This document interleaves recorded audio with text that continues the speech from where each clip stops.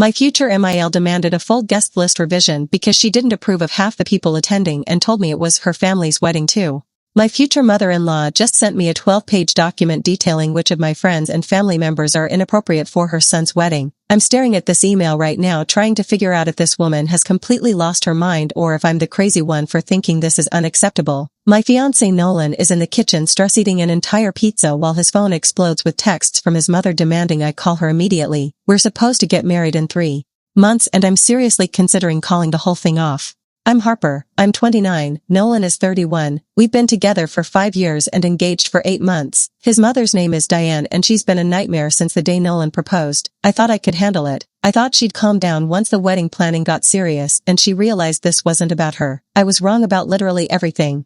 Diane is one of those women who believes her son is too good for anyone. She's wealthy, she comes from old money in Connecticut, she sits on charity boards and hosts fundraising galas. She's used to getting exactly what she wants when she wants it. Nolan is her only child and she's made it very clear she thinks he's settling by marrying me. I come from a normal middle-class family in Ohio. My dad's a high school teacher. My mom runs a small bakery. We're not poor, but we're definitely not country club people. Diane has never let me forget this for even a second. When we first got engaged, Diane immediately tried to take over planning. She had a venue picked out before we even set a date. She kept sending me photos of wedding dresses that cost more than my car. She told Nolan we should have the reception at her country club because it's what people expect. We shut that down pretty quickly. We told her we were paying for our own wedding and we'd make our own decisions. She cried. She told Nolan I was being controlling and pushing his family away. Nolan held firm though. He told his mother we were adults and she needed to respect our choices. That lasted about 2 weeks before she started finding new ways to insert herself. She kept calling our vendors pretending to be me to ask about changing details. She told our photographer we wanted a completely different style of photos. She called the florist and tried to switch our centerpieces to something more elegant. I had to call everyone back and put passwords on all our vendor accounts so she couldn't make changes without us knowing. We'd already booked most of our vendors by then. But we were still finalizing the venue. Nolan was horrified. He confronted her and she swore she was just trying to help. She couldn't understand why we were being so sensitive. 3 months ago we sent out save the dates. We're getting married at this beautiful barn venue about an hour outside the city. It's rustic and casual and exactly what we wanted. Our guest list is around 150 people, mostly our friends and close family. Pretty standard stuff. Last week Diane called Nolan and asked when she was going to receive the real guest list. Nolan had no idea what she was talking about. Apparently Diane assumed the save the dates we sent were some kind of preliminary announcement and we'd be sending out a different set to the actual guests later. Nolan explained that no, those were the actual guests. That's our wedding. Diane went silent for a long moment then asked why so many random people were invited. Nolan asked what she meant. Diane started listing names. My college roommate Lauren, my cousin's husband Marcus, my best friend from high school Zoe and her girlfriend, Nolan's childhood friend James who's now a bartender, his college buddy Rick who works in construction. She wanted to know why these inappropriate people were taking up space at her son's wedding when there were important family friends and business associates who should be there instead. Nolan told her those were our friends and we wanted them there. Diane's voice got very cold. She informed him this wedding wasn't just about us. It was about families coming together. It was about representing the family name. She had a responsibility to ensure the event reflected well on their family and she couldn't do that if half the guests were unsuitable. Nolan hung up on her. That was a week ago. She hasn't spoken to him since, until this morning when she sent me that email.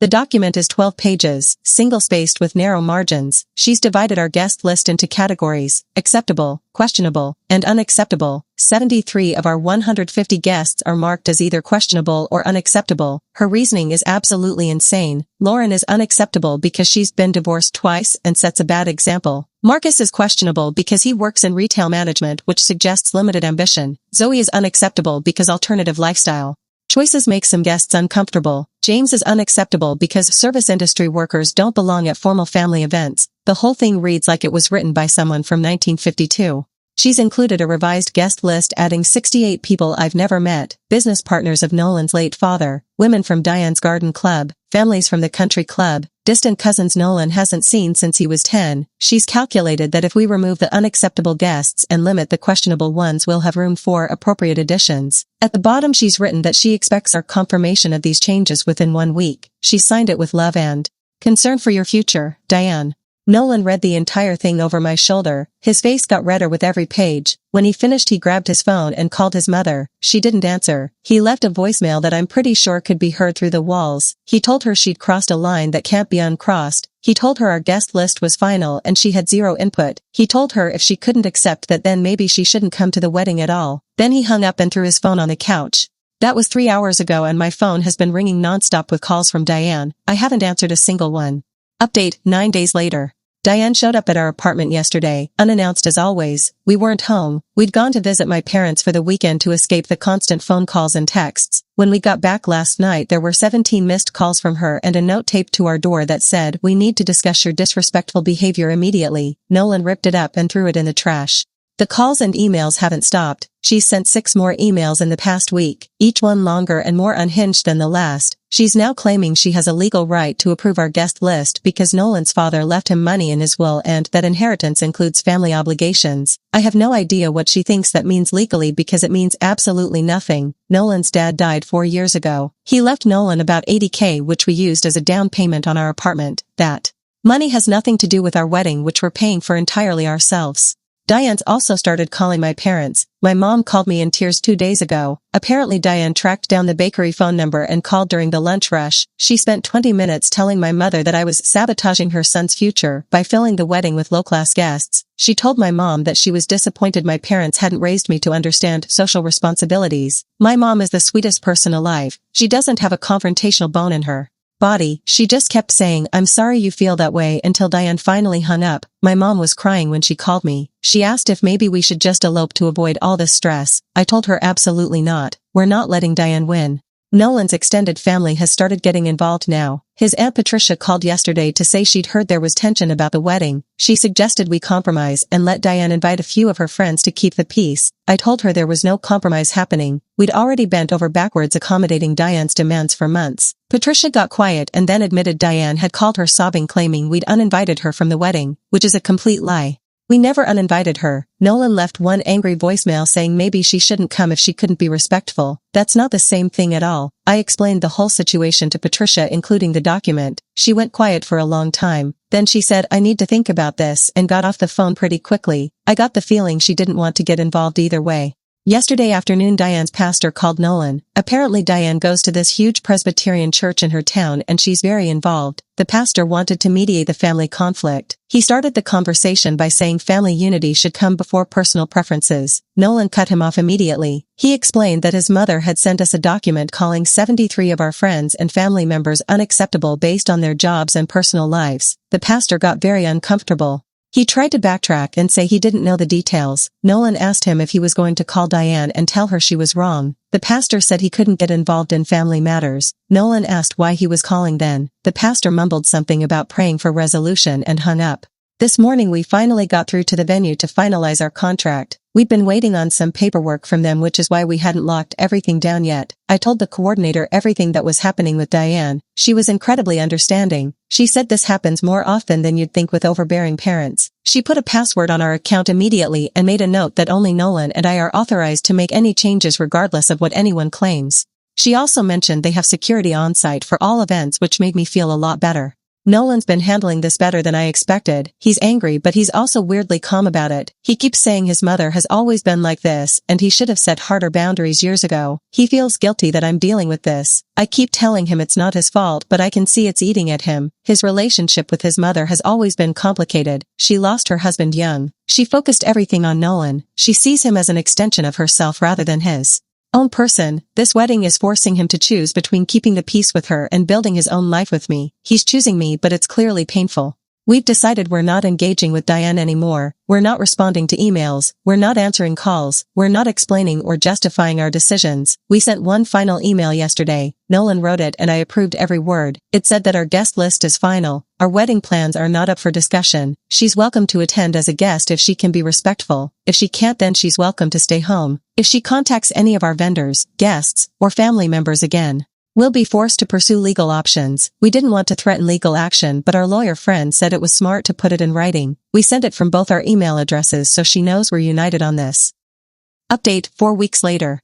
Diane hired a lawyer, an actual lawyer, to send us a cease and desist letter. Apparently we're harassing and defaming her by spreading false information about her character to family members and church communities. I have no idea what she's talking about. We haven't spread any information. We've barely talked to anyone about this except my parents and a few close friends. Patricia must have told other family members about the guest list document because suddenly everyone seems to know about it. Diane is spinning it as us taking her helpful suggestions out of context and weaponizing them against her. Our lawyer friend looked at the cease and desist and said it's completely baseless. There's no legal standing for any of it. It's just intimidation tactics. She recommended we don't respond at all, so we didn't. That was 2 weeks ago. Yesterday we got another letter from the same lawyer demanding we postpone the wedding until family matters can be properly resolved through mediation. Nolan called the lawyer directly. He explained very calmly that we're adults planning our own wedding. His mother has no legal rights regarding our personal decisions. The lawyer admitted he'd advised Diane this was a waste of money, but she'd insisted. The lawyer actually apologized for wasting our time. About 3 weeks ago our venue coordinator called to let us know someone had tried calling about our event asking questions. When they asked for the password the person hung up immediately. We're pretty sure it was Diane testing whether our legal threat would stop her. We talked about following through with actual legal action, but our lawyer friend pointed out it would cost us money and time. We don't have this close to the wedding. We decided if she tries anything else we'll deal with it then. Luckily that was the last attempt we heard about. The family situation has gotten messy though. Diane has apparently told everyone who will listen that we're cutting her out of the wedding entirely. She's playing the victim hard. Half Nolan's extended family believes her version of events. We've gotten calls from cousins, family friends, even Nolan's childhood pediatrician somehow. Everyone wants us to just talk to Diane and work things out. Nobody wants to hear that we tried working things out and she responded by calling our friends unacceptable and trying to rewrite our entire guest list. Patricia called Nolan last week. Apparently Diane had gotten to her again after their first conversation. She spent an hour on the phone with him going on about how disappointed his father would be and how he's treating his mother. Nolan asked if she'd actually read the document Diane sent. Patricia admitted she hadn't. Diane told her it was just suggestions and we were blowing it out of proportion. Nolan offered to forward the actual document to her. Patricia said she didn't want to get in the middle of it. Nolan told her she was already in the middle by calling him. She got flustered and said she had to go. 3 of Nolan's cousins have told us they're not coming to the wedding anymore. They don't want to get in the middle of family drama. Nolan is hurt but also relieved. He said if they're willing to skip his wedding based on his mother's lies then they weren't really that close anyway. The wedding planning itself is going great. We finalized our menu. Our photographer sent us the timeline for the day. Our DJ confirmed the playlist. My dress is being altered and it looks perfect. Nolan's suit is ready. Everything is coming together despite Diane's attempts to derail it. My friends have been incredible. Lauren offered to run interference on the wedding day if Diane tries anything. Zoe joked that she and her girlfriend will make sure to be extra gay just to spite Diane. James offered to personally escort Diane out if she causes a scene. Knowing I have that support system makes everything more manageable. Diane sent Nolan a birthday card last week. His birthday was a few months ago. The card said, "I'll always love you even when you make choices that hurt our family. I pray you'll realize your mistakes before it's too late." Nolan threw it away without comment. We sent out our actual invitations 2 weeks ago. We didn't invite any of the 68 people Diane tried to add. We kept every single one of our original guests except the 3 cousins who said they weren't coming. We got RSVPs back from almost everyone. 142 people are confirmed attending. My college roommate Lauren, my cousin's husband Marcus, my best friend Zoe and her girlfriend, Nolan's childhood friend James, his college buddy Rick, all the unacceptable people Diane tried to cut. They're all coming and we couldn't be happier about it. Final update 7 weeks later.